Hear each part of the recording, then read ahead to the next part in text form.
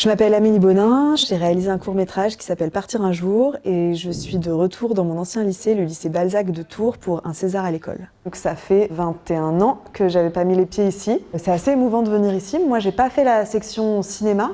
J'étais en ce qu'on appelait littéraire, troisième langue et théâtre. Enfin, j'avais des potes dans cette section, mais j'avais l'impression que c'était pas pour moi. Dans ma famille, on fait pas de cinéma, je connaissais ni les métiers, ni rien. C'est même pas quelque chose que j'ai envisagé. Je vous envie un peu. Et ensuite, je suis allée à Paris pour faire mes études supérieures. J'ai suivi ma meilleure amie qui était ici avec moi et qui, elle, voulait faire Sciences Po. Moi, je savais pas trop ce que je voulais faire. Il se trouve que par hasard, on a emménagé au-dessus d'une prépa, d'une école d'art. Moi, j'ai toujours aimé dessiner et j'ai découvert que les milieux artistiques pouvaient être des métiers. Et donc j'ai fait cette prépa et ensuite je suis allée à Olivier de Serres, qui est une école d'art appliqué, donc c'est-à-dire pour être graphiste. Et c'est ensuite que j'ai fait comme métier. Encore maintenant, je suis directrice artistique d'une revue féministe qui s'appelle La Déferlante. Je suis venue au cinéma sur le tard, d'abord par le documentaire que je continue à faire et puis ensuite par la fiction avec ce court-métrage pour commencer. J'avais une frustration de ne pas avoir fait l'école, les arts déco, les beaux-arts. Tous mes potes avaient fait des écoles qui me semblaient plus prestigieuses, j'avais un petit complexe comme ça. J'avais envie de faire de la fiction mais je ne savais pas du tout comment m'y prendre. J'ai vu que la Fémis proposait des formations pour les plus de 27 ans, donc des formations en 1 an, 4 jours par mois pour apprendre à écrire un scénario. J'ai fait ça en parallèle de mon boulot, ça m'a appris à écrire un scénario de long métrage et ça m'a fait rencontrer des gens, ça m'a ouvert un réseau, ça a calmé mon complexe d'infériorité de j'ai pas fait une grande école, ce qui n'est pas un problème. Et après j'ai fait ce court-métrage. Est-ce qu'il y a un film, un long métrage, un court métrage qui a débloqué votre envie de faire du cinéma? Ce qui a concrètement créé mon envie de cinéma, c'est d'en faire. C'est-à-dire que moi, dans ma famille, les hommes sont tous bouchers depuis 150 ans. Le dernier, c'est mon oncle, et dans notre génération, personne allait prendre la relève. Et donc, à un moment, il nous explique qu'il va partir à la retraite, qu'il est fatigué, qu'il a envie de fermer la boutique. Donc, cette boutique, c'était la sienne, et avant, c'était celle de mon grand-père, et avant de mon arrière-grand-père, et donc elle était dans la famille depuis toujours.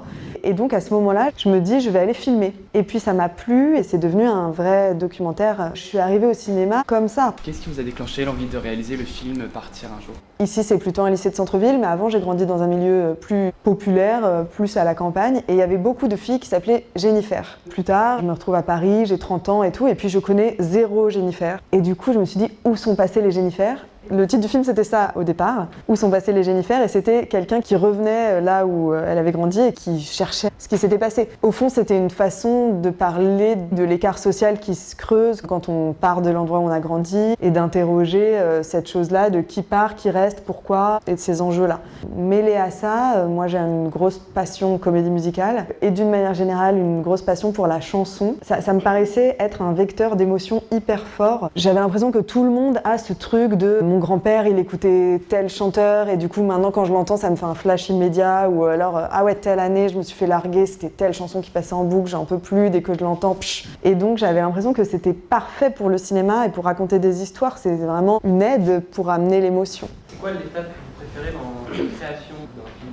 J'adore le tournage. Ça tient vraiment du rêve, quoi. C'est-à-dire que des images qu'on s'est fabriquées dans la tête, d'un coup, il y a des gens qui sont avec vous et qui fabriquent ces images devant vous. Et ça, c'est quand même hyper magique, associé au fait qu'il y a un côté colo qui est assez génial d'être tous ensemble dans un moment de grande intensité, dans un temps court. Et donc, il y a une espèce de coordination comme ça qui se met en place de plein de corps de métier, de plein de personnalités différentes, qui est super riche. On apprend vachement. Arriver au monde du cinéma et en faire notre métier stable et de vraiment percer, est-ce que c'est compliqué pour vous? Ça dépend ce que tu places derrière le mot compliqué. Ce qui est sûr, c'est que pour moi, c'est pas du tout impossible. Sinon, je serais même pas venue là. En revanche, c'est quelque chose qui peut prendre du temps, ça nécessite des moyens, parce que ça veut dire qu'il faut avoir les moyens de vivre jusqu'au moment où ça va marcher. En l'occurrence, pour moi, c'est ce qui a pu faire que ça mette plus de temps, parce que du coup, quand tu consacres pas tout ton temps à faire du ciné, parce que tu dois travailler, etc., bah du coup, tu prends plus de temps. Je trouve que le plus compliqué, le plus dur, c'est de pas lâcher l'affaire. À la fin, ce qui reste, je sais pas si c'est les plus talentueuses ou les plus talentueux, c'est ceux qui n'ont pas lâché l'affaire. Tu vas en croiser plein des gens qui arrêtent, ou par choix, on peut très bien finalement faire autre chose, ou par découragement, ou parce que c'est trop long, ou parce qu'ils n'ont pas les moyens de pouvoir persévérer. Mais si tu lâches pas, j'ai un peu la conviction qu'à un moment donné, ça va le faire. Est-ce que après que vous ayez gagné donc, votre César pour votre court-métrage, est-ce que ça vous a offert des opportunités? C'est quand même un sésame. Globalement, les gens te répondent, alors qu'avant, tu peux envoyer des mails et passer des coups de fil. On ne te répond pas par méchanceté, mais juste, en fait, il y a tellement de monde. Donc, ça facilite l'accès à certaines choses, à certains interlocuteurs, peut-être à des financements, je ne sais pas, je suis en train d'essayer de financer un film, on va voir, je te redirai ça plus tard. Ça rassure tes parents, ça m'a quand même donné confiance, ça joue, parce que du coup si tu as un peu plus confiance, tu oses un peu plus, tu frappes à plus de portes. Est-ce que Partir un jour, ça vous a permis de vivre du cinéma? Alors non, tu es très optimiste, je n'en vivais pas du tout avant et ça m'a pas permis de vivre non plus. Enfin le court-métrage, parce que ça ne génère pas d'argent, on ne vend pas des billets pour aller voir les courts-métrages, donc ça ne génère pas suffisamment d'argent pour payer les réals en tout cas, et encore moins les scénaristes. Donc non, je gagnais de l'argent à côté, en parallèle, qui me permettait de continuer à faire ce projet-là. En revanche, il y a de l'argent qui arrive par certains prix et tout, et puis par contre, ça te fait connaître et que donc ça t'amène d'autres projets. J'ai réalisé des épisodes d'une série il y a quelques mois. Quelque part, c'est le cours qui m'a rapporté de l'argent, mais c'est pas direct. Personne ne vous a jamais fait ressentir de la culpabilité de vouloir faire un métier artistique? On m'a jamais dit ça, par contre, moi je me le suis dit beaucoup.